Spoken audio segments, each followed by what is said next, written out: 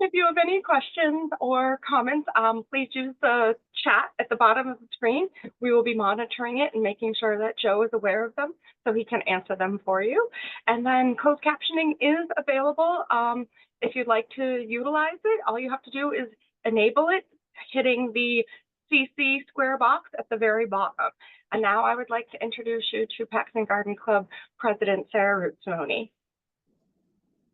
Right. Thank you, Robin. Thanks for hosting this call for all of us. We appreciate it so much. So greetings, everyone, Garden Club members, community, friends, and family. What a day we've had. Hopefully you are all able to hunker down and stay home and avoid the worst of these messy roads that we had today. So thank you for joining us. It's so nice to see your faces. For tonight's program, the Paxton Garden Club is thrilled to welcome back Joe Johnson, an invaluable community resource.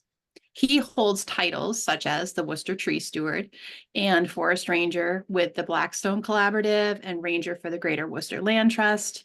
We welcome him back to shed more light on the challenges posed by invasive plant species in our area. If you'll recall, previously in October, Joe shared with us the challenges that we face as a state in having, rather, not having personnel in place to help remediate the problems that invasive plants such as knotweed are presenting and some of the legal precedents that have been set so far. Tonight, Joe will address 5 invasive plant species that have been wreaking havoc in our communities. So during this informative session, Joe will guide us through the identification of these invasive plants, offering invaluable insights into why they have found their way onto the prohibited plant list at all. Drawing on his expertise and research, Joe will reveal the Achilles heel of each plant, providing all of us with a deeper understanding of their vulnerabilities. Furthermore, he will share best practices for effectively managing these invasive species, empowering us all to take proactive measures in our own gardens. So Joe's wealth of experience, his commitment to environmental stewardship, with this presentation promises to be an invaluable resource going forwards for all garden enthusiasts, for landscapers, forest management, and property owners. Thank you all for joining us again tonight, and thank you to Joe. Welcome. Thank you. You're welcome. Time to share the screen. Yeah. Can you give me the ability to share, please?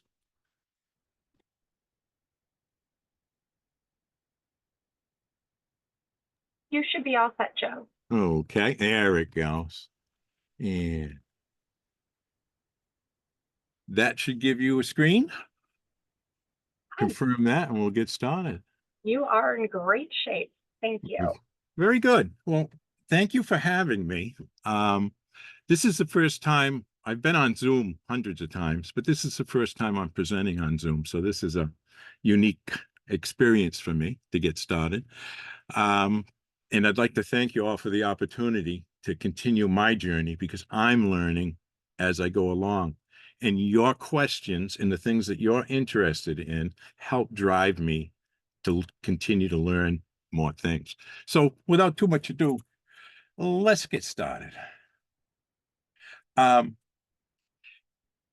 going to move from the general to the specific. So let's talk about what we're planning to do tonight, which is basically release the native plants in our environment by removing the invasive plants. Invasive plants by their nature overpower and grow into and take over from our native plants. I just wanted to go over this definition. I don't want to go backwards too much into the previous one, but we're talking about invasive plants, and the Massachusetts Invasive Plant Advisory Group spent what I was told 2 years coming up with their definition to make sure that it was exact. And the definition is simple. It's non-native species, but they have to have spread into native or minimally managed areas. And in New England, very few areas are completely native because almost all the trees and all the forest has been cut down at least once. But It's anything that spreads into these minimally managed areas. It has to cause harm. It has to be economic or environmental harm. And we have to be able to prove that this plant harms things. It has to develop self-sustaining populations. In other words, if we do nothing about an invasive plant, its population will continue to grow. So that makes it another, candidate for this list. And finally, when it does get established, it becomes dominant or it becomes disruptive. In other words, it goes into a native system or a natural system that we have, takes it from what it is and changes it to be good for itself. It can change the soil so it grows better. It changes a lot of things. So having said that, this 4 steps to releasing native plants is a good framework to keep in mind in general in attacking all of the native plants. And the first step is to identify and to detect them. We'll talk about removing or killing them, controlling their regrowth coming back. And what's very important 4th step is the restoration by planting natives. Now, when this presentation is over and it's going to be available later, you'll find links on the pages. So you would be able to go deeper into this. And this 4-step process that I have up here is very interesting and it's well written. So in identifying and detecting invasive plants that we have, there's a couple of items that we can use. And we talked more about this in the previous one, but the Massachusetts Department of Agricultural Resources is the one that publishes the list of prohibited plants. So they're one. I include the link here. And the other way to help detect and identify the invasive plants is to use a product called Google Lens, which comes with Google on its application. And it's something that you should look into, and it's something I can cover later. And lastly, of the things that I mentioned here is the Massachusetts Invasive Plant Advisory Group link, which is this blue section over here. Between these 3 devices, you can identify and detect. But what everybody really asks me a lot about, and I have a hard time with, is recommending professional resources. Often people ask me. So I looked around, and although we can't promise that all of these people on these lists are going to be good at it or approved, we haven't done anything to vet these lists. You can find these lists. And again, this will be available after the presentation from my list. Okay, so the second step is to remove them. And depending on how the infestation or which plant it is, we're going to use different methods. And so basically in a low or medium density, small infection, 10 square feet to 100 square feet, mechanical and hand pulling will work because we'll be able to supply enough labor. But in high density situations, we have to consider bringing in machinery or using some chemicals or a combination of both, which allows us to do as little damage as possible. I do want to say that approved herbicides are an ecological tool when used responsible that actually enables the restoration of native plant communities. So it's something that we really have to take a look at and use our heads to decide if what we're trying to accomplish is worth it. So when we're removing invasive plants, there's something that's very important, and that's disposing of the material that you're removing. So you have to really pay attention to that. After we remove the plants, we have to monitor. We like to monitor areas twice a year in the spring and fall. The regular monitoring allows us to apply a technique called early detection and rapid response.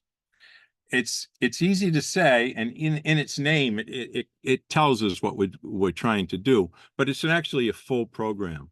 And there's a link here later to tell about this whole program.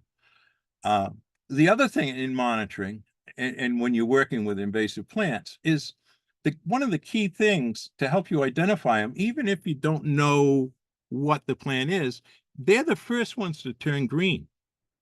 And they're the last ones to lose their leaves because they're trying to block the sun from the native plants.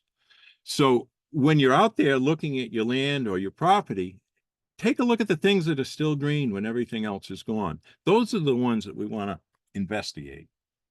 You can use your GPS or your camera to map them. And lastly, when we take out invasive plants, we want to restore with native plants. So after removal, native and invasive plants will volunteer in the space that we've just cleared. What we want to do is plant native plants right away, as soon as we begin our removal process, as soon as, if we use mechanical means, as soon as we remove them. If we use chemical means, as soon as the science tells us we're able to work with that land.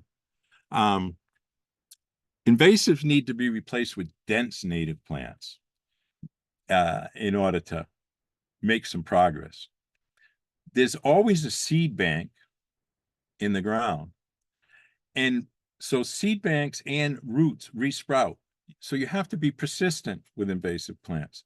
It really wears you down over time, but you have to have a plan. You have to be persistent, and you have to realize I'm going to be at this for more than a year, maybe 2, more likely 3, when you're trying to remove an invasive plant from a property. Proper site prep and planning methods and care after the invasive plants are removed is necessary to keep things going.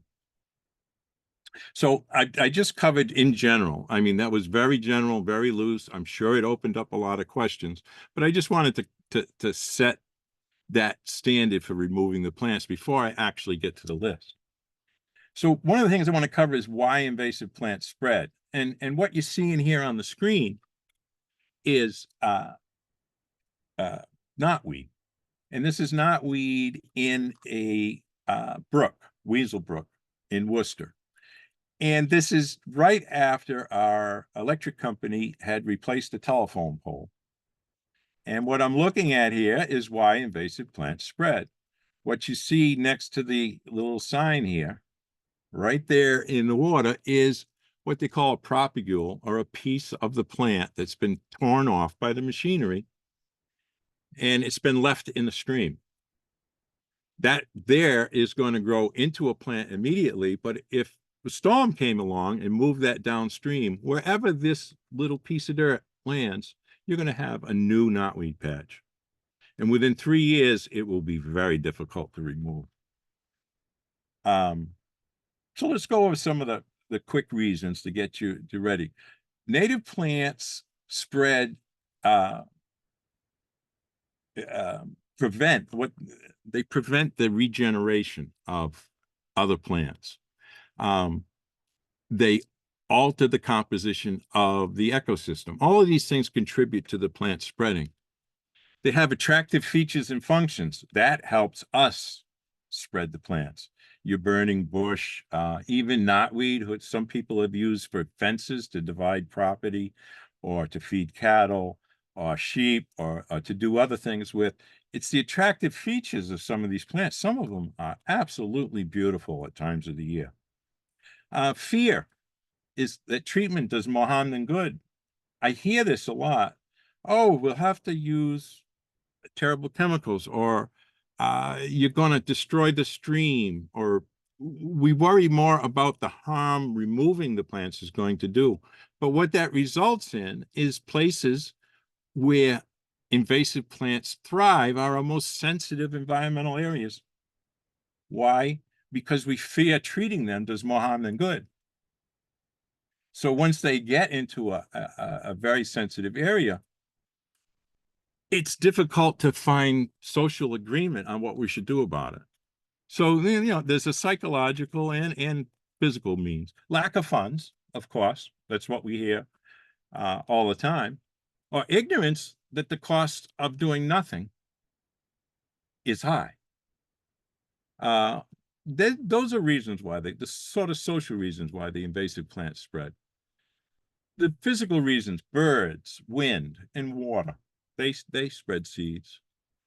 Aggressive root systems, rhizomes, extend long distances. For instance, the plant here over on the right, knotweed, can extend 20 to 80 feet, depending on what's going on.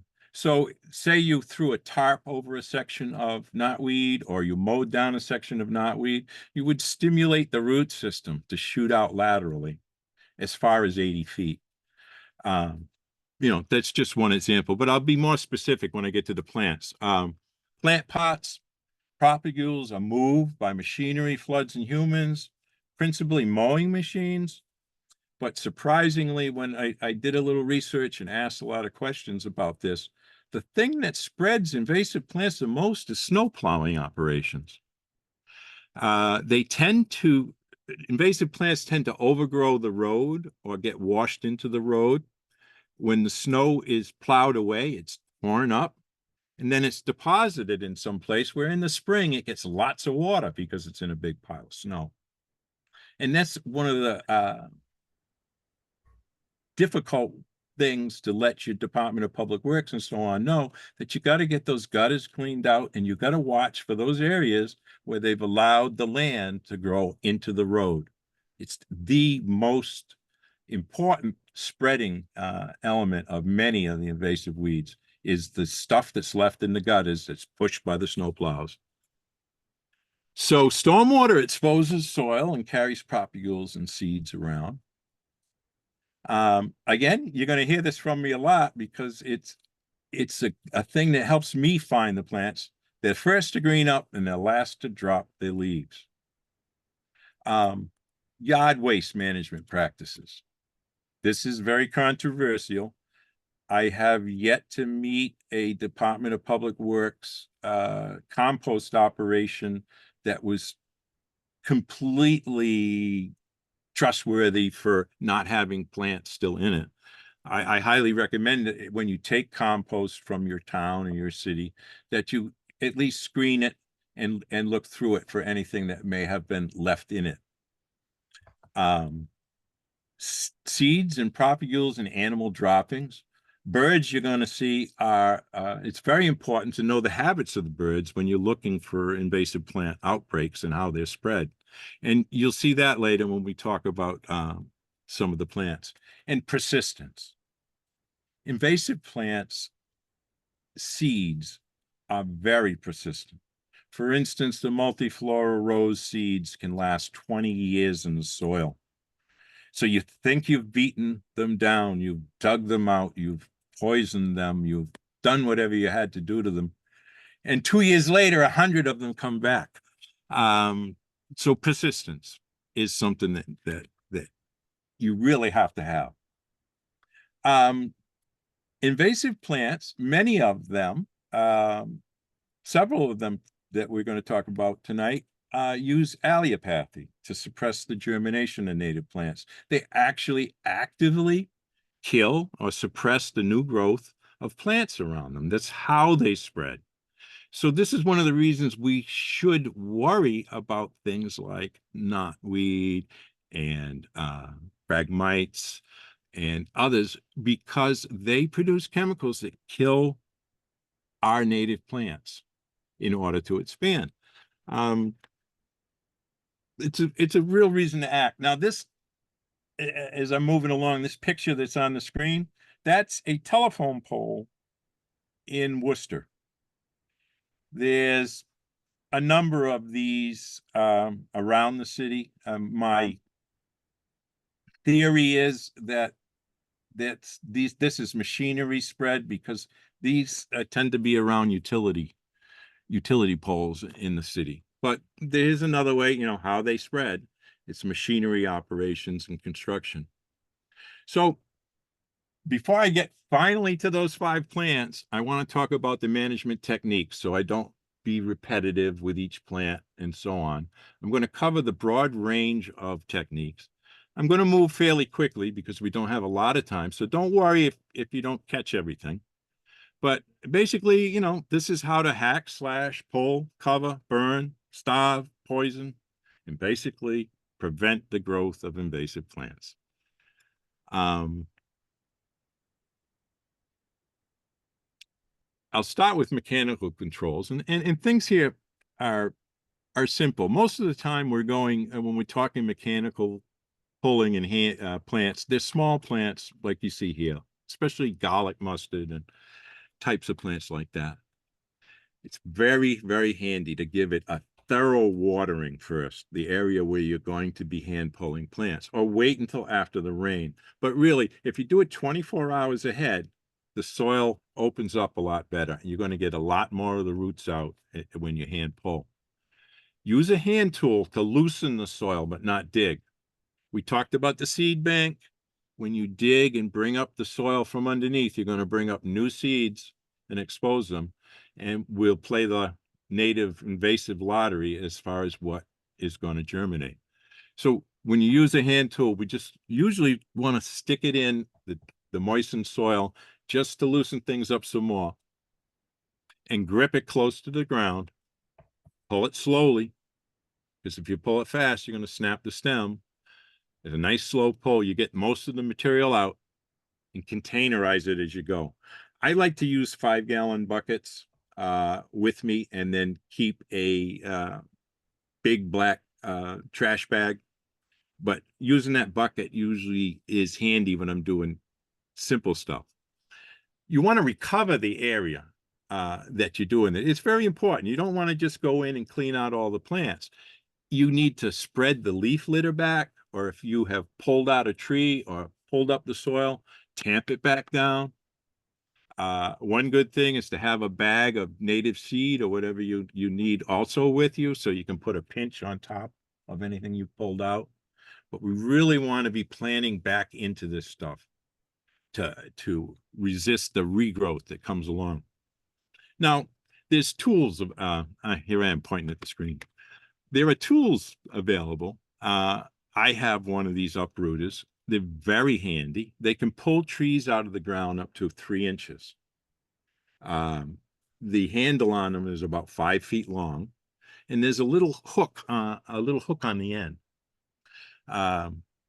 So when you pull back, the more you pull back, the tighter the grip, and it pulls it out of the soil. You hear this wonderful pop, which is nice when you have a tree of heaven or something like that coming out of the ground.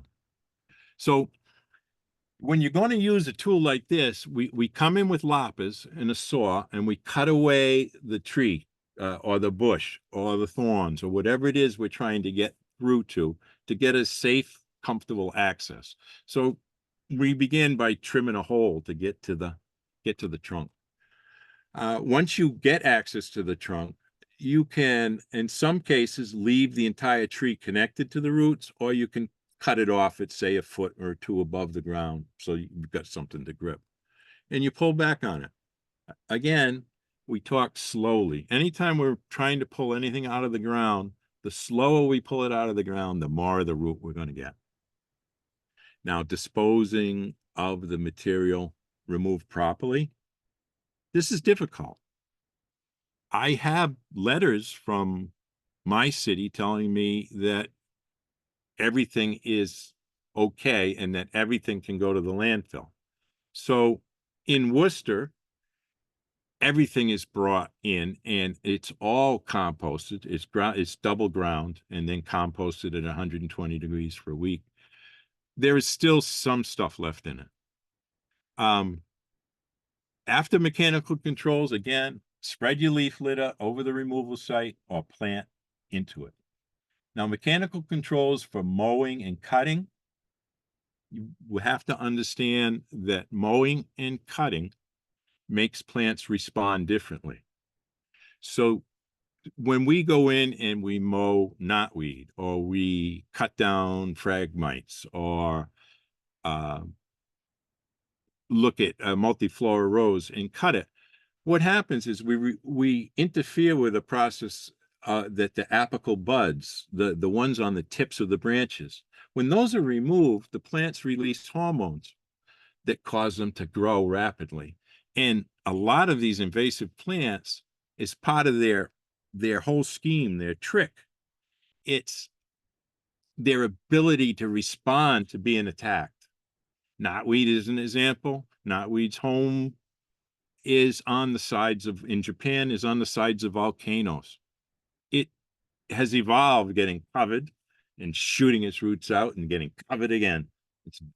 And so that's why here, without any bugs or any fungus or any disease, it grows like crazy. We always want to minimize disturbing the soils and the roots, which is the problem with mechanical controls, because they aren't entirely environmentally friendly either. They can destroy soil structure, cause erosion, break up root systems, disrupt mycorrhiza. So even when we're using mechanical controls, we want to minimize the disruption. We want to clean the equipment. Again, this is something that it doesn't hurt if you see a crew working to ask them if they're going to clean their equipment before they leave the site. We don't want to keep bringing plants from one site to the next, and it happens all the time. Cutting and mowing invasives, you have to understand it's sometimes, and I was hinting towards it, can be more harmful than herbicide use. Cutting and mowing invasives may be more harmful in some cases. In other cases, it's not. So we have to put on our thinking caps when it comes to removing these things and consider in the mix, if you will, that sometimes herbicides are the way to go. And that's my segue into the chemical control methods, because I'm very sensitive about it. And I think it's one of the reasons it's difficult for us to face controlling invasive plants. So most invasive plants are treated using only two herbicides. Glyphosate, which we've all heard about, is non-selective. It kills every plant it contacts. And triclopyr, which is selective and doesn't injure grasses, orchids, and lilies. They're called monocots. And it comes in two forms, water-soluble and ester. That's important. I'm not going to deeply explain each one, but you're going to see why with triclopyr, there's the water-soluble, and the ester forms are needed. So if we're going to use chemical control, if we make that decision, we want to be safe, and we don't want to harm the environment, and we want to use the best information available. Read the label, follow directions precisely, and it will help with our environmental and personal safety. It's the law. Even if you're not a licensed pesticide applicator and you're using a non-restricted pesticide like glyphosate or triclopyr, you have to follow the label. So if there's something on the label that you were supposed to do and you didn't do it, it doesn't matter. You still broke the law. So what I'm trying to emphasize here is that if you do decide to use herbicides and chemicals, please read the label start to finish. You should probably, if you're deciding to use chemical controls, actually go on the internet, find the product that you're going to get and get a copy of the label and sit down and read it. Decide before you use something like this, you need to read the whole label. And I'm going to explain why. Improper use can cause short and long-term health, environmental, and legal problems. Yeah, I gotta listen to this. If you don't want that, you can find some. Yeah. There are special aquatic formulations that are required when working in wetlands. Chemical control methods requires a state-issued pesticide applicator license to apply these chemicals on land you don't own. So don't take this into your own hands and use any herbicides on any land that you don't own. It's okay to use it on your own land as long as you follow the label instructions. But It's not okay to use it without a license and training and being certified. So you must follow the label even on your own land. Now, when it comes to these chemical control methods, please, your Conservation Commission is there to protect our wetlands. And they're chosen, and every Conservation Commission person I've met has been very serious about wanting to protect our land. So consult them before. I believe every Conservation Commission has an agent who will be able to answer some of your questions. So if you're thinking you want to use herbicides, still talk to your Conservation Commission. They may have decided that in your town, you're not going to use it at all. They may have other ways of doing things. They may be able to direct you somewhere, but don't go ahead and use chemicals. I suggest that you talk to your Conservation Commission anyway, but if you're anywhere near water, talk to your Conservation Commission if you're going to use the chemical control methods. So let's talk about the few and the why. We talked about Achilles heels and so on. And this is where these methods get to be more tricky, more special. And I'll start with this hack and squirt. Now, the reason they came up with this hack and squirt is we have trees like the tree of heaven, which is the host plant for the spotted lanternfly. Well, if we go and cut that tree down, 100 sprouts come up. If we spray that tree with a herbicide, 100 sprouts come up because this tree thinks you cut it down. If I cut it and spray the stump, it still sprouts. So what we do is we go around the tree with a hatchet or a knife, and we make cuts every 2 inches, leaving spaces in the bark for the sap to flow. And we fool the tree into thinking it's not being poisoned. And the herbicide is placed into these slots using a small dropper or a dabber.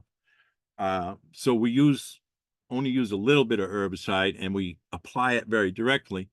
And the tree doesn't realize it's being killed, and it continues to send the herbicide down to the roots. Spring comes, and because glyphosate, the way glyphosate works, it prevents the regrowth of the plant. Next year, we don't have the shoots. So this is why hack and squirt is used, but we do it by making these cuts 2 inches long, 1 to 2 inches apart, anywhere below the last live branch. We use a hatchet usually, or a large knife. Some people use a drill to make evenly spaced downward angled cuts around the outside of the tree. 1 cut per inch of diameter, 2 cuts minimum. We penetrate the bark into the sapwood, produce a cupping effect to hold the herbicide, fill them up. We can use a spray bottle or an attachment to a backpack sprayer. We mix color into our solution so that we can see where we've used it. And this is the only effective method for a tree of heaven to prevent regrowth. But that's not one of the trees we're covering today. So the second method is this basal bark. And this is where I talked about triclofer, which is the herbicide that is going to be one of the ones that replaces glyphosate. It comes as an ester. And esters, without getting too much into chemistry, can be mixed with oil very easily, and they penetrate through things very easily.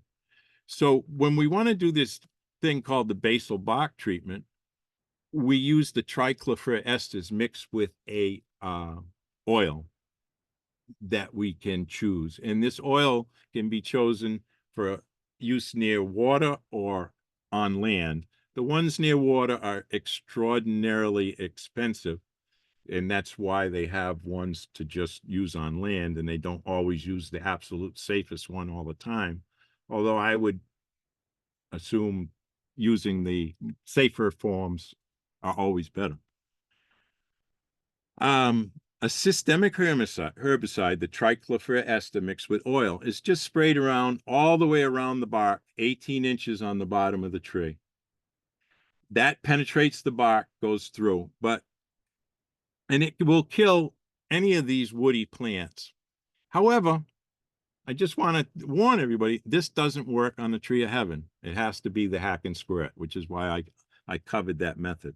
It's an easier way to fool the plant into not knowing it's being poisoned.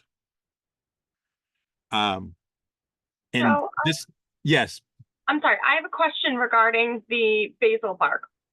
You're saying it works on woody plants. Would that work, but not on the tree of heaven? Would that work on bittersweet? okay. On bittersweet, yes, they do use the basil bark treatment on bittersweet.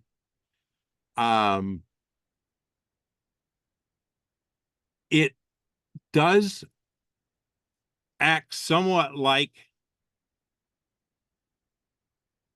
a cutting it, but not as much. Bittersweet is not as aggressively sprouting as the tree of heaven. So you can use the basil bark treatment on it and to not cut them. But I have not seen or read in any of the recommendations that I have for that to not cut it at the base, to purely use the basil bark treatment on Thank you. on that one, bittersweet, oriental bittersweet. So when we're going to use a cut stump, we leave about a half foot above the ground or less, but no more than that, because we don't want big stumps sticking out. We apply the herbicide on the top of the cut, 2 inches around the circumference. You should be able to see this blue around here, just like that. So usually someone goes ahead and is cutting, and someone comes right behind them with a little paint bucket and a brush or a spray bottle like that, and they apply the herbicide around the bottom of these tree stumps. That's if we're moving quickly through an area. Or if you've got something like oriental bittersweet, and it's been cut once or twice and it's got many small sprouts, we often will cut all of the sprouts so that they're just a few inches above the ground and spray the tops. You have to do it really quick after you cut them because it will dry out right away. But if you get them right after you cut them, it draws the herbicide down into the bush, and you can use the minimum amount of herbicide. For small, and this is what we're talking about here, for smaller diameter trees, shrubs, vines, cut the stems close to the soil line and treat every exposed face, just around. I'm not crazy about that because we are spraying directly onto the soil, and I'd like everybody to remember that what we're trying to do is absolutely get herbicide only on the thing we're trying to treat. And to be careful not to use these big mass use stuff. And timing is so important. We treat late summer through early fall when the nutrients are flowing downward into the roots. A lot of these treatments, if we use them in the spring, although there's certain plants that can be done in the spring, if we use them in the spring, everything is going up. And so we kill the upper part of the plant and do nothing to the roots. And that's why timing can be important. So don't apply in the spring when upward sap flow prevents the root death. And finally, in the control methods, before we move on to the plants, is the biological control methods. And it's simply the reduction of the population using natural enemies. And insects are the main biological control agents, with a few mites and midges and nematodes also used. And sometimes the invasive plant has an invasive insect that likes it. For example, the Asian longhorn beetle has host tree is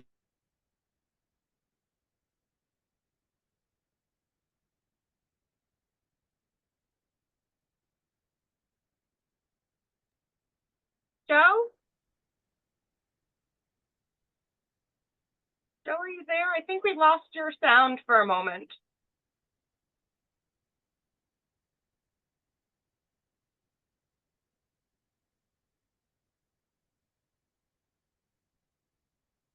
might have had an internet connection. All right, everyone, we're going to stand by for a moment while we troubleshoot this bit of technology. One moment. Apologize for the inconvenience.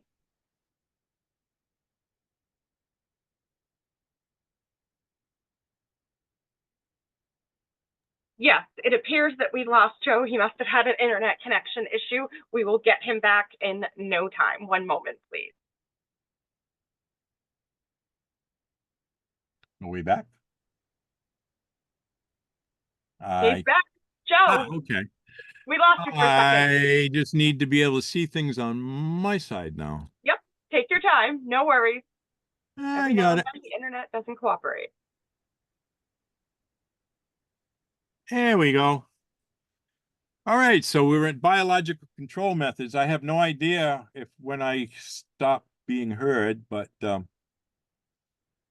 we were talking about the You were talking about the tree of host heaven. plant.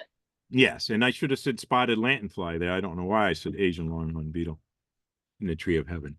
Anyway, not a lot of success comes from the biological control methods. And from what I've read and looked at them, and usually the biggest problem with the biological control methods is the bug or the critter or the thing that eats it dies off during the winter. And we have a hard time getting a critical mass of the stuff that eats things. The research on knotweed, for instance, they brought in the Itadori into Massachusetts and ran tests, but winter comes and they're all dead. You have to start again next year. They even thought about maybe having the school kids grow the bugs so that we could release a mass of them, but none of that's really caught on. And so biological control methods, I'm always hopeful, but we're not having a lot of success with them. And so cultural methods. These are a large group. Please don't get mad at me. I'm not making fun of any of these efforts, but these things that I'm going to mention are loosely effective. In other words, some people have used these methods and been successful, but it's very hard. It takes you to be very persistent. And in some cases, it just doesn't work. So a cultural method would be mulching with wood chips, solarization, tarping. All of these things can work. Don't get me wrong, but you're looking for a lot of work. Thermal. This is one: flaming, hot water, and steam. They're all good, but if you think about them, they do some nasty damage to the soil. You kill the soil microorganism, the mycorrhiza, So the thermal is damaging. Prescribed burning is used well to control many things, but it doesn't control everything. And with invasive plants, most of the time they either have seeds that survive fire or roots that also survive fire. Water level manipulation. Now, this is an interesting one. Many towns and cities in the last decade used lowering water levels to kill weeds around the outside of ponds, and you'll see many of them moving away from that now. That doesn't work as planned. Sometimes weeds can get established before the water level comes back up, or you leave exposed soil that way. And with the way our climate has been going, we get 40 and 50 degrees for weeks at a time in the winter. And if we've lowered the water level and exposed all that mud to those temperatures and sunlight, things are going to grow that we don't want. Prescribed grazing, that can actually work. At Donker Farm in Worcester, they have been grazing under the power lines for over 10 years. And there are sections there where you cannot find a shred of knotweed or another thing. But the animals have been grazing for years, and they've driven the invasives into dormancy, possibly. But we keep moving the fence and expanding the area. So, 10 or 12 sheep can, it looks like they can probably handle a half an acre. So there's some economy to that. I love prescribed grazing. I have to, I'm going to go through this. I'm going to go through this much quicker because I don't want to super bore you with it. But to me, I need to feel good about talking about using herbicides, and you really need to read the label carefully if you're going to use them, even to make sure. Read the entire label before you buy the product. The label provides precautions needed to protect the environmental quality. The label answers obligatory questions to avoid violating state and federal law. The use of any pesticide in any way that does not comply with label directions and precautions is illegal.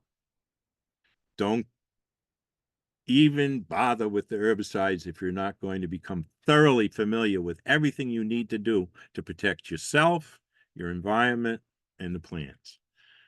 A pesticide label has 8 parts that need to be there. And this first one is the restricted use pesticide statement.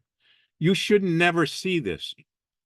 If you go to buy a pesticide that is a restricted use that needs to be used only by professionals, you should not be able to buy it. But please be aware that you may come across a label somewhere that says it's a restricted use product. Please don't use it. It's for professionals. A simple mistake can really hurt you. RUPS can cause, and this is the government use this language, RUPS can cause unreasonable adverse effects, whatever that means, that bothers me, on the environment and injury to applicators or bystanders.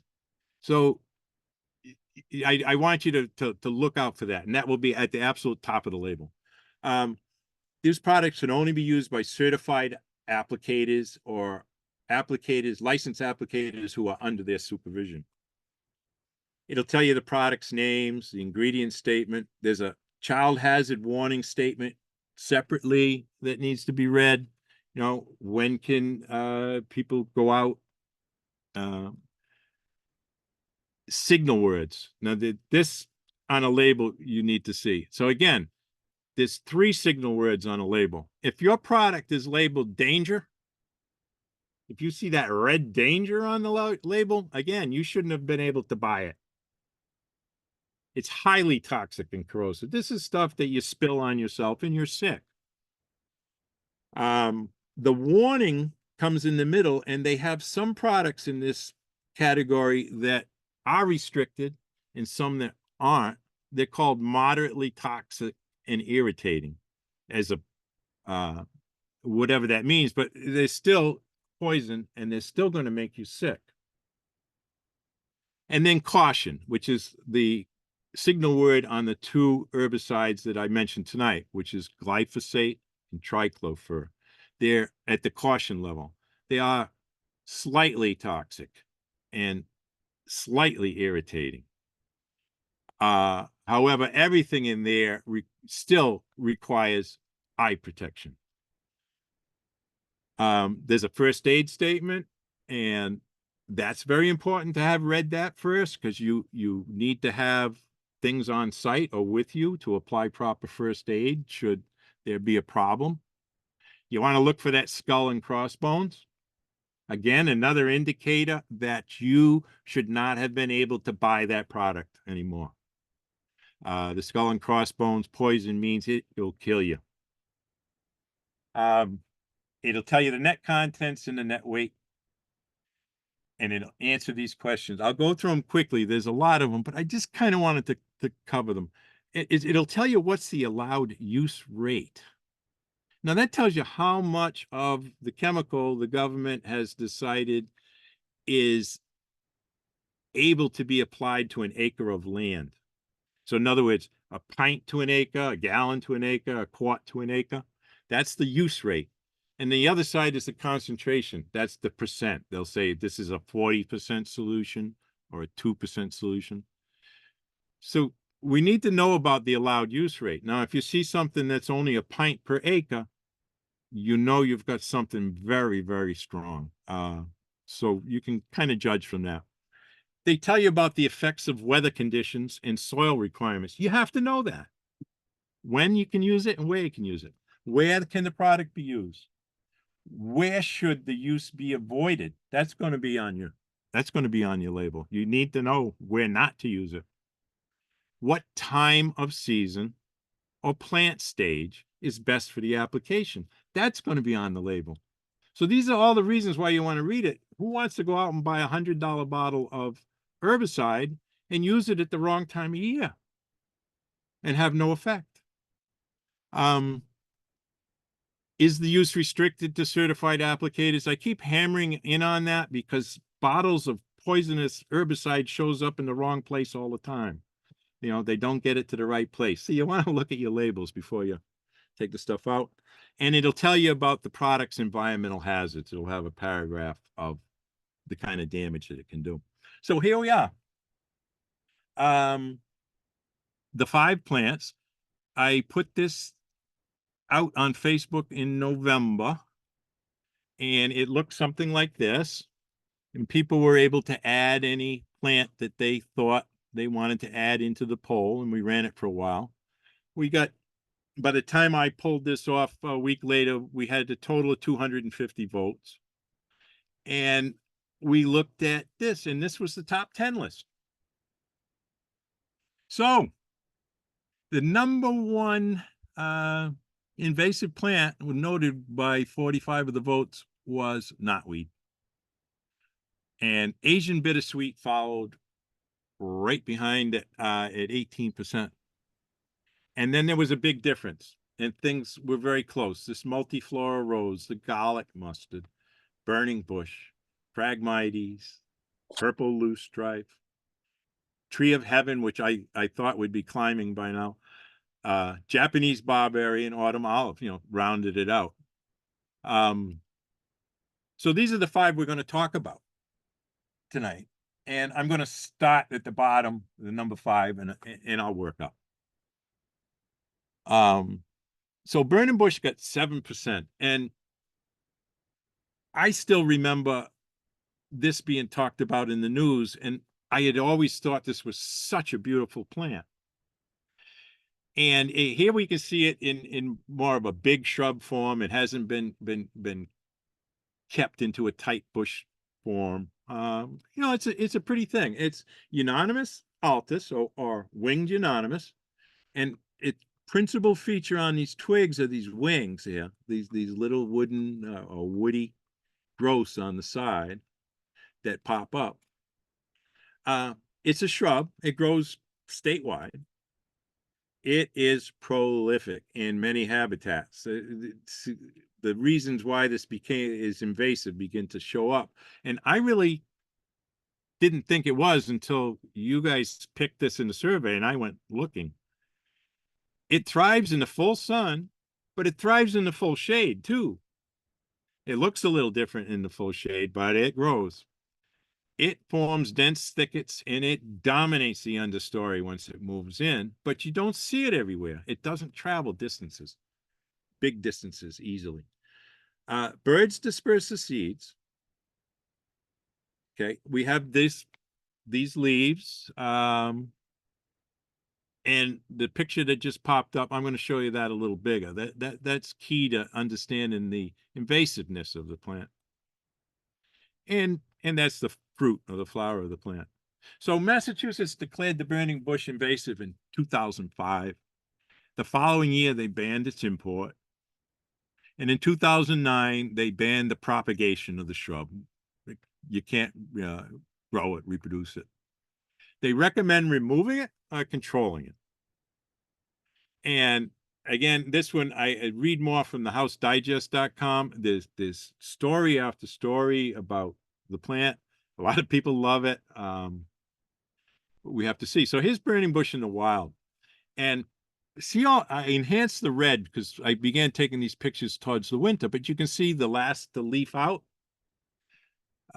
Here's burning bush. Now look at this location. And along this street where I found this is across from a church whose shrubs consist of burning bush and privet, alternating all the way around. So the surrounding woods, wherever there's a tree that the birds like to perch in, have burning bush growing up out of the bottom.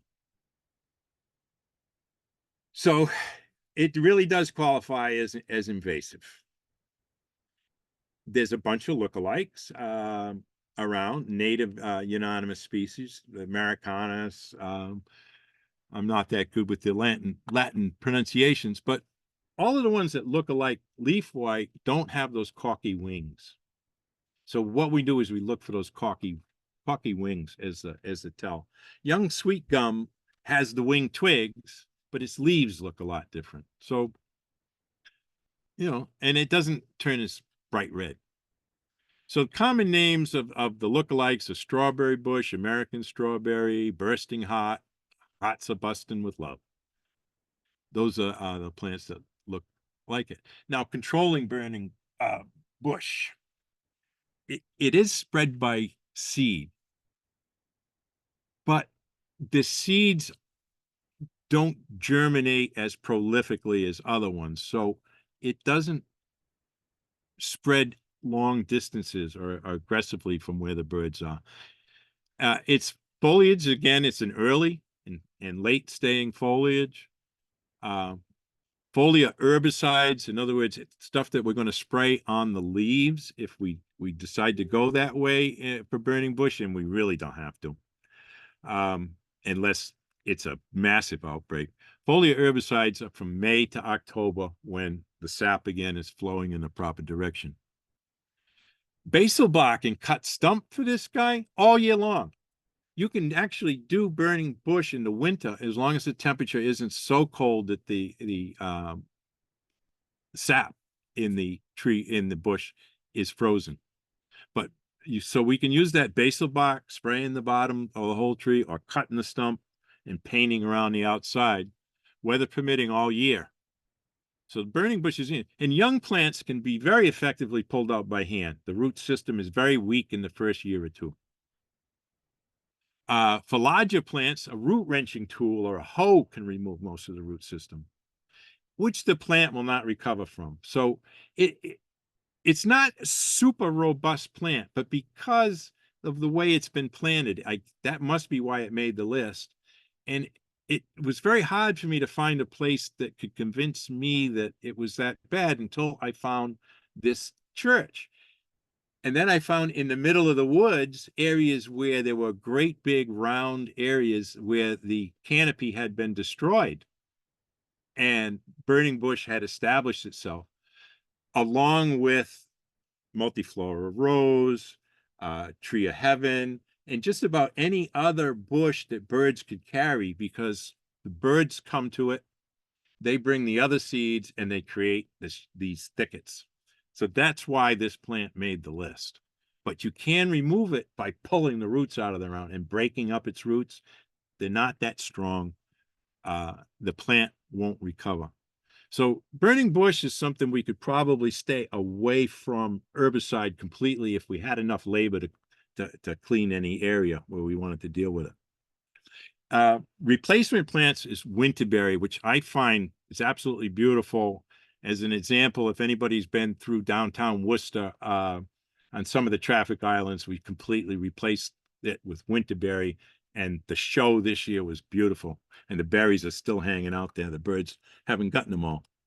The red chokeberry is another nice replacement for burning bush. And the red vein Ichthyanthes is another. These are all beautiful plants, and the trick is getting through the work of pulling out a burning bush in order to replace them with these. So on to the number 4 in the set, garlic mustard.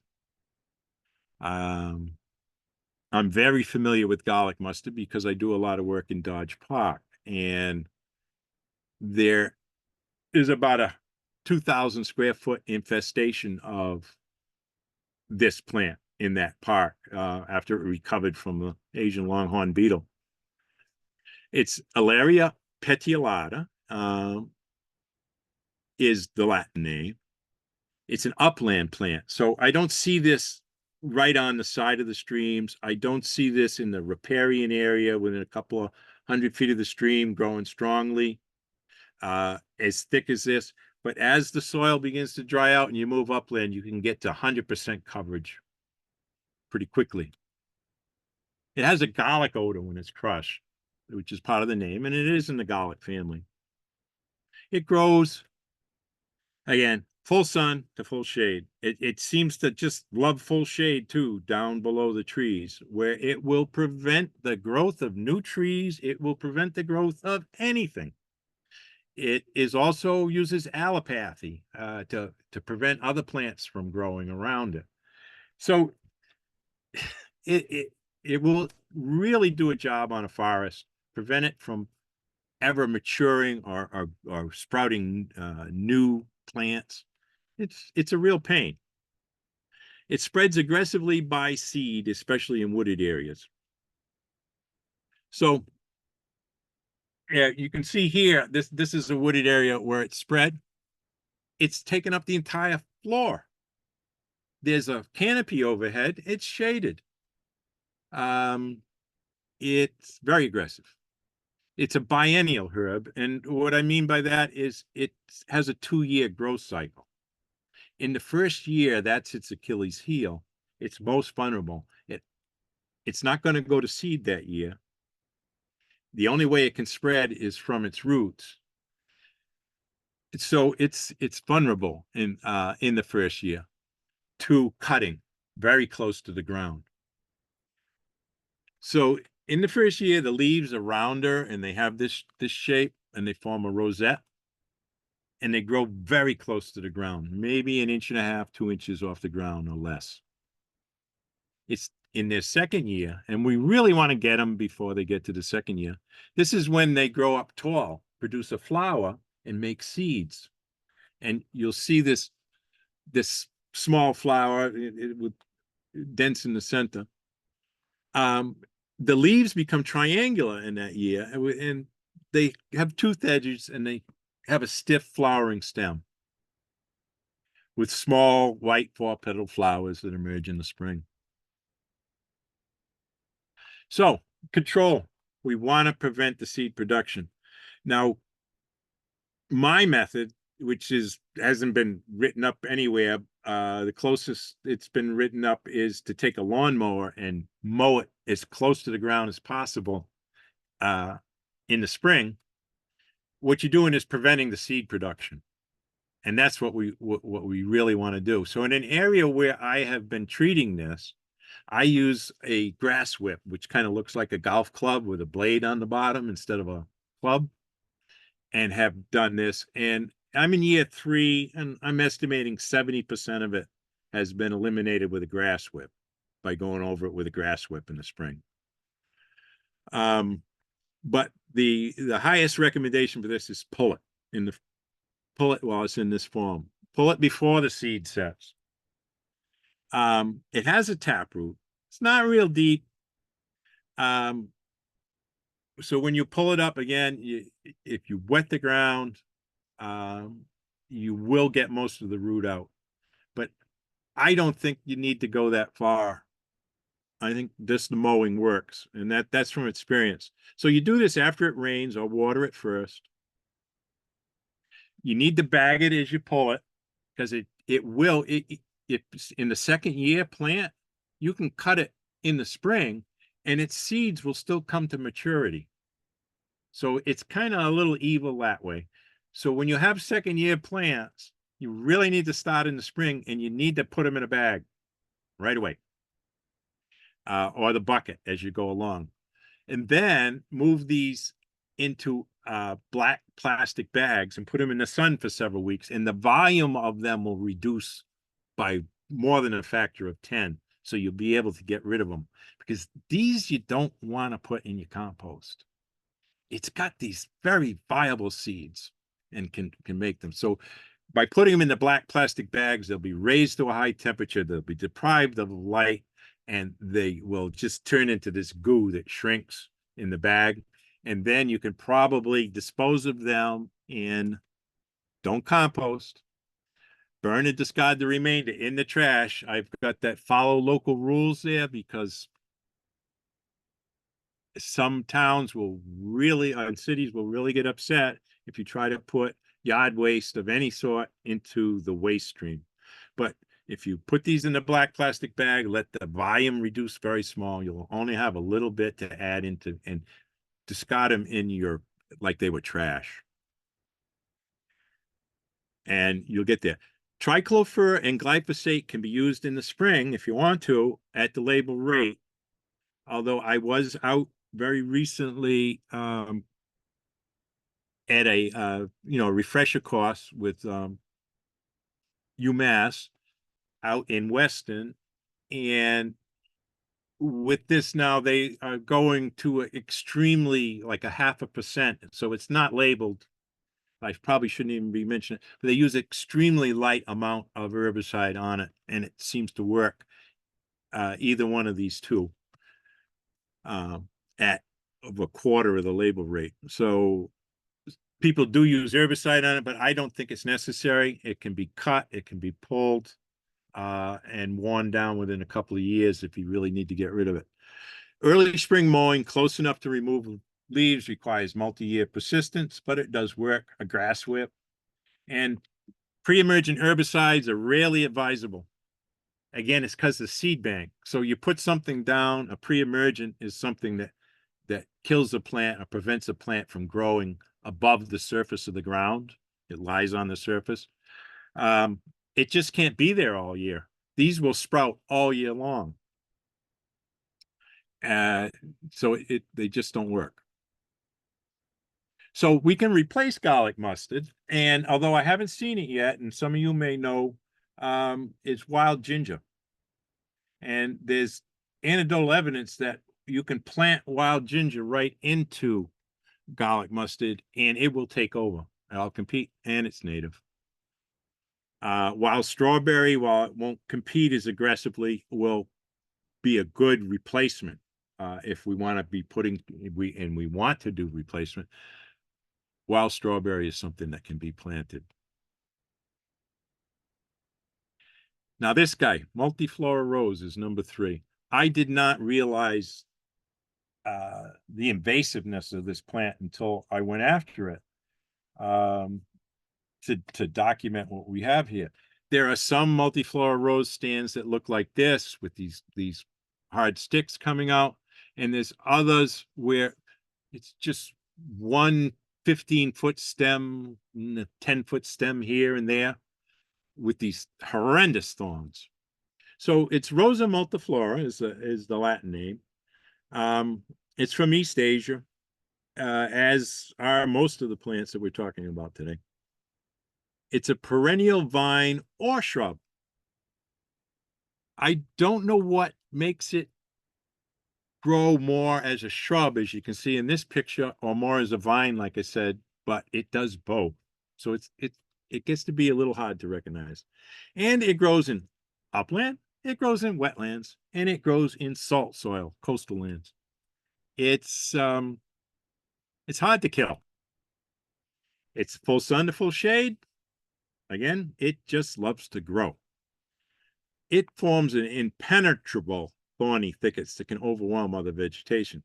See, it's got, and I'll show you in the next slide, all its thorns recurve, or they curve down the string, and they break off easily, and they just stay in your skin. So animals don't like it. It's just a barrier. It has white flowers that show from May to June, and you can see them there. It's dispersed by birds, and it's dispersed over great distances. So it's fruits, red berries. They come out in August, but you'll see them in the winter. And here's some that I just took a picture of in January of the fruits. And these are the thorns that I was talking about. And they break off very easily.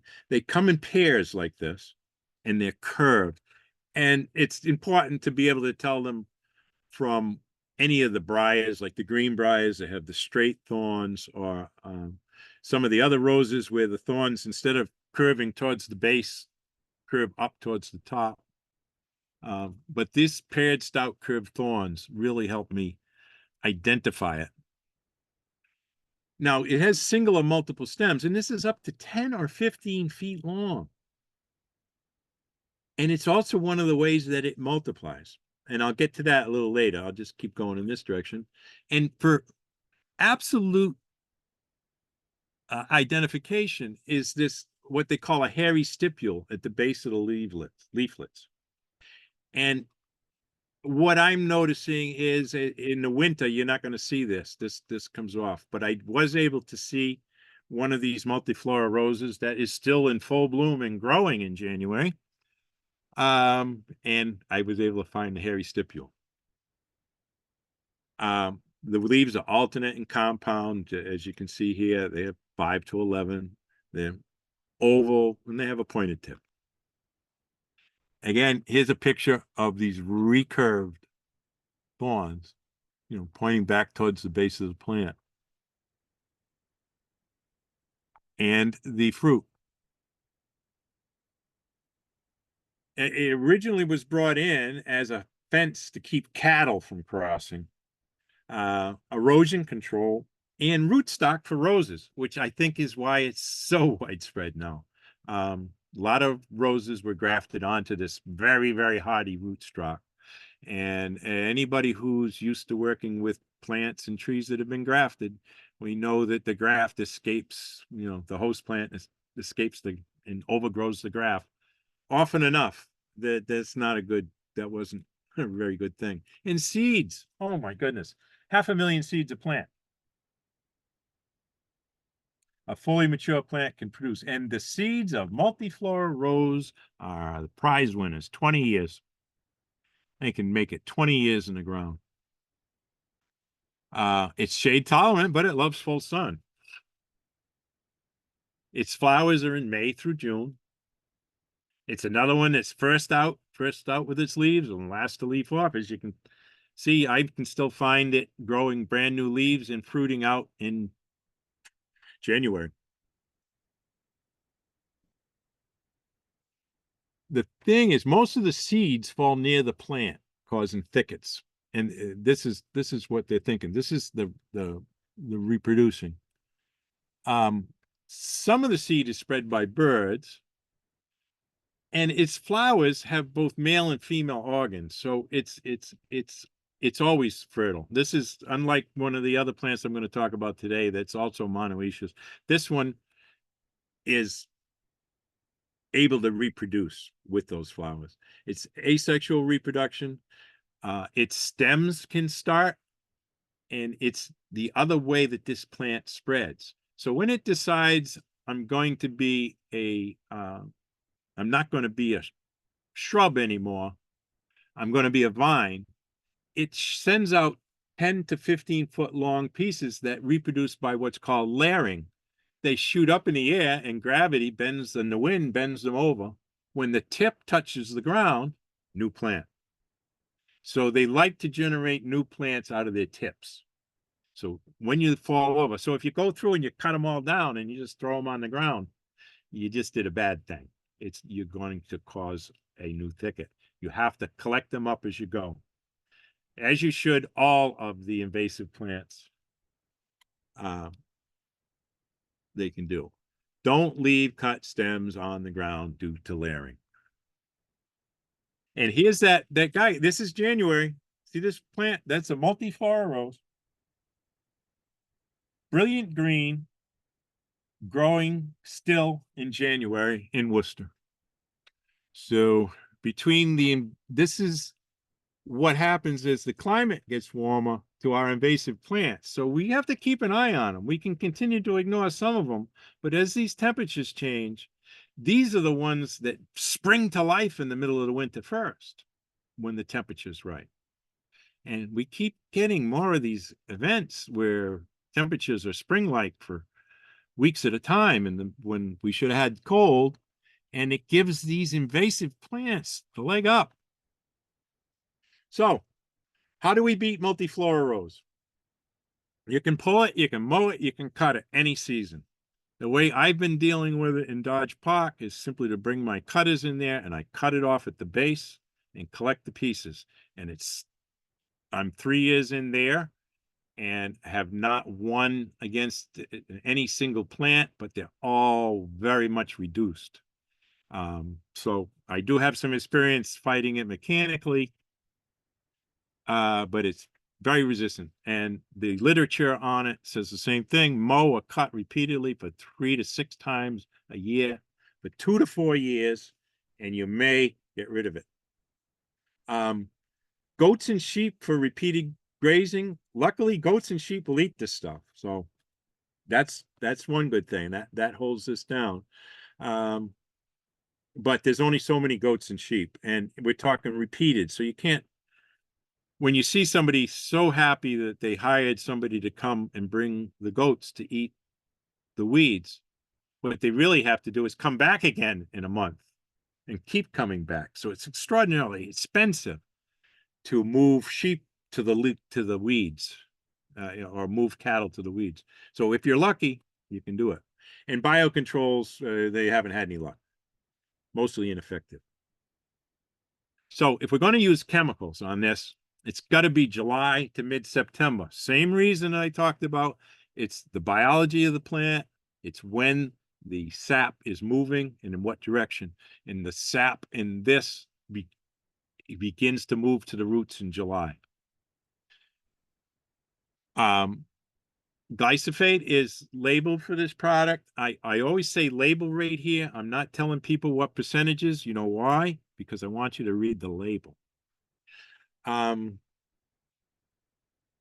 You can spray the leaves, or we can use cut stump methods on it in combination with cutting, and that works very quickly. But that would be coming in, cutting the bush down completely to the ground, making your last cut, and then doing sort of a cut stump spray on it. So that can be used, and foliar can be used. But again, this is something I think most people would want to dig out, because it's really hard to spray too, because it may go 15 feet with just one branch. And so how do you get enough on the leaves? That's the problem. So I just wanted to show you something that is that I've noticed a lot of, and at first it really confused me, and that's the greenbrier. It's native, so we have to leave that alone, and sometimes it mixes in, so sometimes it goes along with the others, but that's the local greenbrier, and that's how you can tell the difference between it being invasive and being local. Now, we're moving into Oriental Bittersweet and into the last 2 plants. This is the plant that has changed my approach to urban forestry. That it's due to doing this project for you guys and to really dig into what Oriental Bittersweet is doing. Oriental Bittersweet is destroying our tree canopy. We're very focused on planting new trees in order to enlarge the tree canopy, but Oriental Bittersweet is dedicated to pulling the tree canopy down. And we don't mix an invasive plant management strategy into our forestry operations in many places, although several major cities and towns in Massachusetts combine an invasive plant strategy with their forestry strategy, because things like Oriental Bittersweet and garlic mustard is preventing the forest from growing. Oriental Bittersweet is pulling it down. So we'll look at this. So Celestris orbiculatus is the Celestris orbiculatus is the Latin name. It's a perennial vine. So every year it just gets bigger. It occurs in uplands, so that saves it. It doesn't really like wet roots. It's a full sun to partial shade, but I need to make sure I talk about that in a second. And there it is. It fruits in full sun. And so that's the Achilles heel of Oriental Bittersweet. When Oriental Bittersweet needs the sun badly to fruit, and you'll see it climb as much as 80 feet into a tree in one season in order to get up there and get into the sun where it can burst into berries. You'll also see it burst into berries near the ground because it takes the sun. So if we cut it religiously, we prevent it from ever getting to the sun and producing this massive seeds. So the mechanical method to go after this is to cut it wherever we see it. Now that's going to result in a lot of small sprouts near the ground, but they won't produce fruit because they won't get enough sun. So one of the long-term strategies to getting rid of your bittersweet is to get out there every spring and take an area that you can manage and cut those vines at the bottom so that you can prevent the fruit and seeds from forming at the top. That's what we have to do for Oriental bittersweet. These are just, I could not believe how much of it is in our open space land where the land isn't managed, because in places where the land's managed, people tend to cut this off the trees. But in our unmanaged spaces, we're losing tree canopy. And with us fighting for grants and looking for trees and running out of nursery space to grow new ones, I think we need to focus a little bit on saving some of the canopy that's already up there. Some of these trees have been growing for 100 years and they're just getting pulled down now. The berries are, well, I'll get off my soapbox on that one. Berries are spread by birds and humans. And Oriental bittersweet, major thing that it does is it overwhelms and kills trees. There's an American bittersweet, a native one, and an Oriental bittersweet. So I want to talk just a little bit about identifying the two. And the major way to tell them apart is the American native bittersweet only has berries at the ends, the terminal, not along the branches. So you see the same berries only on the end. And the Oriental bittersweet has fruit and flowers everywhere the sun hits the stem. The capsules on the Oriental bittersweet are yellow. The seed capsules on the American are orange. Oriental bittersweet, pollen is white. American bittersweet, the pollen is yellow. So we do have an American version, and it's not as aggressive, and it doesn't pull the trees down. And this is the pictures of the two. So, the berries look a little fatter, a little rounder. They're only at the tips. And this is the Asian bittersweet with the fruits everywhere. And this is a massive growth of bittersweet along the base of a tree in an area where the tree's been already knocked down. So now the bittersweet is just growing like crazy. And we can see 2 years worth of seed capsules. The amount of seeds that bittersweet makes are incredible when it reaches the sun. So you're really doing a favor anywhere you cut the vine at the base of the tree and stop the process of making these seeds. This is a tree in its last leg, on its last legs. It's already been killed. The bittersweet is arching it over. The bittersweet is reaching up into a new tree to extend its reach in the canopy. It's a very, very destructive invasive plant, so it deserves its second place in this list. And here are the vines coming out of the ground. And here's the last action. You see this twisting action? I hope you can see it out there. Once it's reached the top of the tree, it's covered the top and it's blocking the leaves from getting sun. Another one wraps around and this corkscrew effect pulls down on the tree. So they eventually pull the trees down. And once they pull the tree down, you've got a flat area in the woods loaded with berries that the birds like to eat, that attracts the birds. So you get Oriental bittersweet is often followed up by burning bush, which comes in with the birds who come in with the seeds, followed up by multiflora rose. So going out there, I often find all of them in one spot, forming a thicket, because the birds are attracted to the seeds are creating the plants. So once you let this go in a forest, you can have a forest that eats itself down from the center out. We need to manage this stuff. We can't keep ignoring this stuff. Here's something that scares you with Oriental bittersweet. Foliar applications of glyphosate, it won't control it. You can't even control it with the simpler herbicides as well.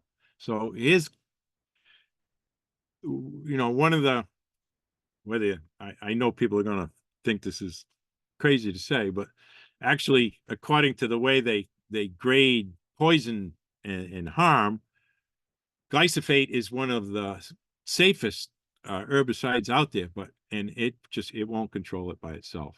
Part of the reason may be there's not enough leaf surface, but they're starting to mix this triclofer in with glyphosate or using it straight to replace it. And it seems to work as a foliar spray. But we don't want to, I'll talk about the foliar spray in a minute, how it's supposed to be done. So glyphosate and a triclofer can be used in a cut stem, cut stump. So if you really want to make sure that the bittersweet isn't going to resprout, you're going to spray the stems or paint the stump with the herbicide after you cut it to prevent regrowth. But it's still okay to cut the stump even without the herbicide because you're stopping the seeds from being reproduced up top. Foliar versus cut stem and the cut stump choice is determined by the growth habit. And what I mean by that is you might want to use a foliar spray if you come through and cut down all this Oriental bittersweet, but there's so many seeds on the ground that next year there's 1,000 little sprouts and you don't have the time or the labor to take care of them. That's when you would use the foliar spray because you have a lot of leaf area, you have a lot of work to do, and no labor and no money for labor. Then you could spray it.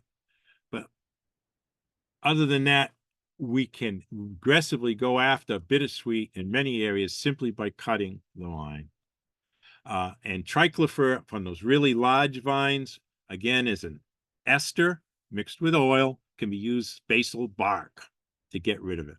And, it works. The basil bark treatment on the large vines work. Paint the bottom 18 inches with the herbicide. Triclofer and glyphosate foliar spray, this is what I just talked about in a second. Cut it to the ground and then treat the regrowth.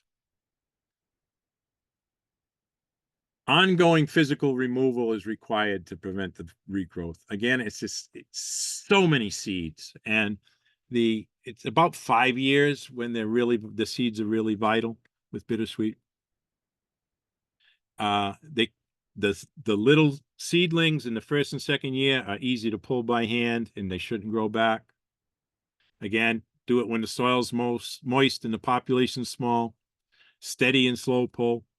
Minimize the soil disturbance and tamp down the soil afterward. In small infestations, you can dig out those large plants, but you got to take care to follow the root. It's like a rope, you're pulling it up through the ground. And here we are. How do we do? Wow, I'm really going on. Japanese knotweed. The number one. Ethiopia japonica, Polygonum cuspidium, retinoia, Raynotornutria japonica. But the Latin names for this plant, for some reason, go on forever, and they argue like crazy over different ones. So we'll leave that alone. But then I have subshrub here underlined, and it goes out to an explanation. But knotweed is perennial, it's herbaceous, but it's also a subshrub. So in the spring, when it's growing, I can just slice it with a knife as if it was a soft plant. But the stem quickly hardens and gets woody quickly and becomes a shrub, a hardened shrub. So they call it a subshrub. It grows in the uplands, it grows in the wetlands, and it grows in the coastal habitats. It grows on the top of Airport Hill. It grows anywhere it ends up. It grows in full sun, and it grows to full shade. So it's not, no matter what you think, you can't plant trees over it and shade it out. You can't shade it out with other plants. If you put a tarp over it for 5 years, when you take the top off, it sprouts again. It spreads vegetatively and by seed. We'll talk about the seed part. This is, I just had to talk about this when it comes to knotweed, because knotweed's fought in a number of ways. And this piece right here is the DCR test back in 2007. And what they Joe? did is yes. I'm sorry, I didn't want to interrupt your thought, but we have a question in the chat. And Okay. It's from Kathy Sargent, and she wants to know, will the foliar application of herbicide to bittersweet help reduce the size of the roots if working with well-established invasive area, or do you advise digging them all up and disposing? The foliar application is going to kill some of the roots. It's not going to kill all of the roots. So doing a combination of mechanical and chemical can be a good thing. What we usually want to do is do as much of the mechanical as possible. And when either the labor runs out or whatever the situation is, and we then evaluate for chemical type of treatment. So my answer to that is not a real good one. Now that you asked me that is a good question. I would use the foliar spray and come back the next year to see what regrows. Now, that is a good question. Now, wherever I saw sprouts coming up, if I could dig down under that with my bill hook, I like to, when I'm doing root stuff, I like to use a tool that has a hook. And so I can chop it down into the soil and drag it, and it'll find the root, and we pull it up. So what I would do is I'd use the foliar spray. In the next following year, when I came back, I would come back with a bill hook, and wherever I saw sprouts, I would think that's a root I missed that's still growing. I would go after that. So if you were looking to combine the two things, and I would make sure I had used something like glyphosate rather than triclofer as my herbicide, because glyphosate becomes neutralized by the soil, and its absolute half-life is 47 days, whereas triclofer will still be in the soil for about 2 months. So why go playing around with triclofer and still active when you can use a herbicide and you know you're going to do mechanical later? I would choose myself glyphosate because of its short half-life and the fact that it gets neutralized by soil and water. Perfect. Thank you very much. So that's the best answer right off the top of my head. I started off slow on it. That works. No, that's okay. So tarps and wood chips. Okay, so the tops and wood chips. So what they did is they showed a picture here. Let me try and see if I can enlarge this for you guys. Not a huge audience here. Let's go previous and magnify. So this is what the place looked like when they started. And so they came in, they cut it all down, pulled it out as best they could. Then they came in and they covered the treatment area with plastic, and they cut it weekly all around it through the growing season. 1 year later, that's what it looked like. The tarp is in there, but this stuff is actually poked holes through 6 mil tarp and is growing. And 3 years post-treatment, you can still see the tarp a little, but it's growing through. So it's a fail. Over here we have, and I met the park ranger here at one of the classes. This is park in Worcester, Lake Park. And they did the same thing. They covered the knotweed here, but they took an extra step and they put mulch over the top of the tarp. to hold it down and to do everything. Well, this is it a year later. A June cut plus, it's already found its way through. And over here, knotweed has actually lifted the top up and pushed off the wood chips. So this is two cultural methods. And he was just absolutely, the ranger I was talking to, he said, I cannot believe this stuff. He says, I tried everything non-chemical we have, and unfortunately it's right on the lake and it's right in a water control system, so the paperwork to use an herbicide there would be endless. But this is a case where this is right on a lake, it's entering into a stormwater control system, and it's a horrendous infection, but you can't use herbicides on it because it's close to the water. But this is going to damage the stormwater system and affect the entire lake. Should we use herbicide or not? I don't know. That's up to the public. Now here's the story on knotweed that scares me the most. It's the knotweed flowers.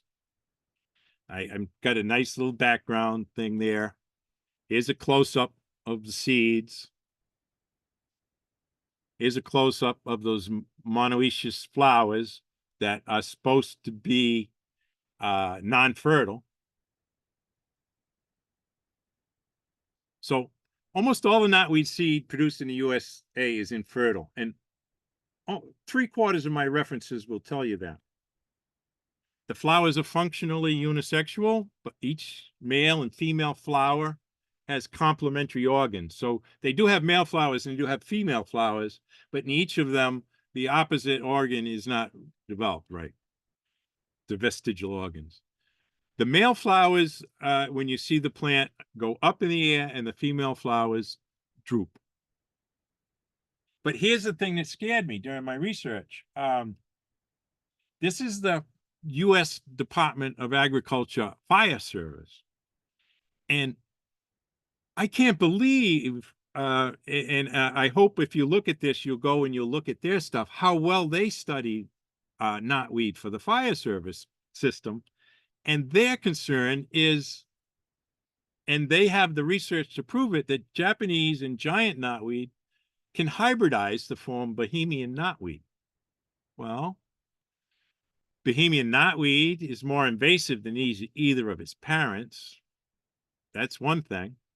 But Bohemian knotweed also back crosses with giant and Japanese knotweed to produce viable seeds. I have found Bohemian knotweed along the Blackstone River, where the Middle River meets it. And I'm looking for Bohemian knotweed in other areas around here, but we already have the necessary ingredients to back cross and produce viable seeds. So okay. So we're just about to wrap it up. The seed producing abilities of concern. Let me just, because as of 2010, all of the research and stuff that they're basing their actions on, and some of the legal actions, is from 2010, and it doesn't cover it. So we went over the spread, propagules. It's moved on machineries. This picture here is of an area that trucks drive through every day. There's no controlling organisms. And underground, it sends out shoots when the apical buds are cut. It can reproduce from fragments of its roots as small as 10 millimeters. And mowing it or improper herbicide use causes it to grow faster. This is just a wrap up. This is where knotweed has been allowed to grow along Weasel Brook in Worcester. And it requires the Department of Public Works to clean out a culvert before every storm, or this happens. Not. Told you it would break off and clog that culvert. And that's okay. So small stands can be forced into dormancy by mowing 5 times a year. pulling up the plant stimulates it. Topping requires the top to be left in place for 5 years. The one thing I'd really like to mention before I wrap up about this is that copper membranes are being used all the time. So for people who have a neighbor who won't remove their invasive plant, or especially their knotweed, a trench can be dug and a copper infused membrane can be dropped, and the copper infused membrane repels the tips of the roots as they grow. So by dropping it down, and you have to drop it down about 6 feet. So you need a deep trench lined with that. And when you use chemical control, think of 2 seasons, 2 applications of the herbicide, one in June, the other in September, or we can reduce the amount of herbicide by cutting it to the ground in June and only applying the herbicide in the fall, because knotweed is, again, after it flowers is when you want to spray it. 8 weeks after cutting knotweed or spraying knotweed, it'll be 3 to 5 feet tall again. You know, if you spray it in June. The June cut allows for better applicator safety, reduces overspray, and it improves foliar coverage. So after the first year, you come back the second year, you do the same process. By then, you should have 99 to 100% control. Then you follow up with maintenance, annual inspections, and you immediately remove or treat whatever resprouts. You repair storm damage by planting native plants. Don't let any land be done. Monitor the use of machinery. And finally, I'm wrapping up here. There's just some addresses. If you need to do any herbicide work near water, the containing glyphosate or even other ones, the Department of Agriculture Aquatic Pesticide website is available. They also have a phone number. You can talk to a person and they'll walk you through what's going on with wetland stuff. Don't exceed the label rates. Stronger is not better. All you do is chemical mow. And because the herbicide will never reach the roots if you use it stronger than the label rate. Use glyphosate and triclopyr at the label recommended rates.